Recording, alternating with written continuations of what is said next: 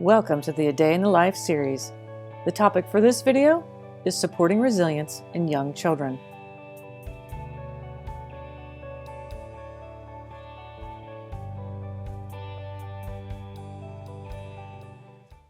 Dealing with hardship and troubled times is a part of being human. We have all faced difficult times at one point or another in our life. This might be something like living through a natural disaster. It can also include being in an accident, losing a loved one, or living with poverty. It might also include more rare events such as living through a global pandemic. Living through any kind of misfortune is hard. Some people are able to bounce back quickly from even the most traumatic experience, while others take more time and may struggle with the process of finding a new sense of normal after any kind of hardship. The ability to bounce back from any kind of adversity is called resilience. I'm sure everyone knows a person who just seems to handle any kind of major stress with what looks like relative ease. This can lead people to think of resilience as a trait and believe that a person either has that ability to bounce back more easily or that they don't. While there are some people who just seem to be able to cope with whatever comes their way, resilience is not an all-or-nothing trait. Resilience can also be a process that can be shaped by many different factors. These factors can be biological, psychological, and environmental. Parents and caregivers can influence these different factors and support their child's ability to cope with adverse situations. The biological factors that influence resilience includes things as complex as a person's neural circuitry and stress response systems, but can also include how a person handles emotional regulation. Each one of these can contribute to a person's response to stress and adversity. The psychological aspect of resilience includes executive functioning skills, self-efficacy, and optimism. Executive functioning involves all those processes that help us learn and is what helps us make choices, make decisions, set goals, reason, and problem solve. Executive functioning skills are not fully developed in young children, but they improve with maturity. Self-efficacy is the belief that you can complete tasks and accomplish goals. Optimism is rooted more in realistic expectations for a positive outcome. Optimistic thinking involves being hopeful. And finally, the environmental factors that influence resilience include family and community support and resources that can shape a person's ability to cope. Everyone needs support during adverse situations, even those who seem to bounce back more easily. Now that you know more about what goes into coping with adversity, let's talk about how families can support resilience in young children. Let's start with how families can influence the biological factors of resilience. Taking a deep breath is sometimes the first step in coping with something really difficult. Just taking a deep breath may not be enough, though. Diaphragmatic breathing, or belly breathing, is what can actually change our physiological response to stress.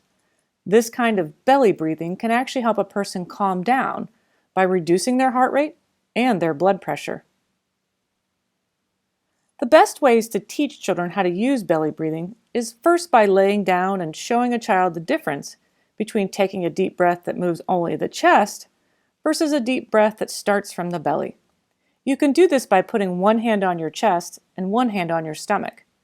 A regular deep breath just moves your chest. When you use belly breathing to take a deep breath, you'll feel your stomach rise instead.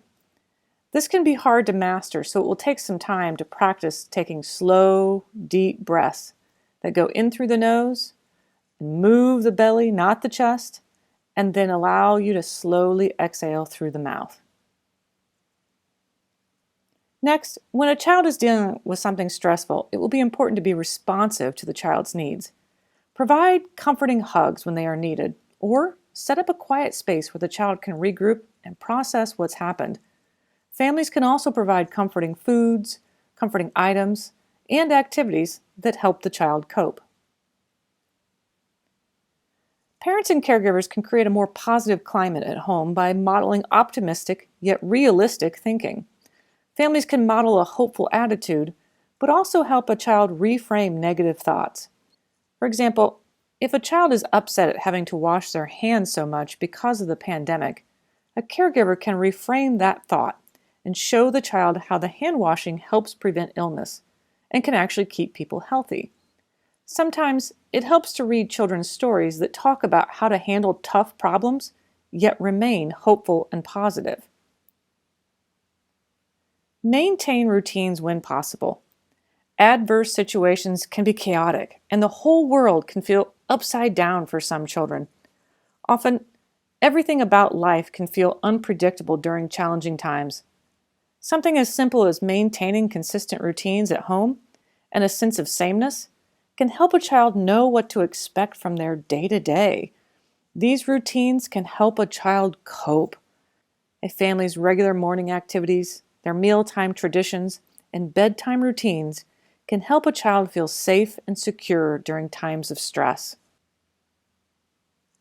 Families can help children feel more in control of their life by providing choices throughout the day during daily routines, such as offering a choice between milk or juice at breakfast, offering choices for different clothes while getting dressed, and offering choices for books to read during story time.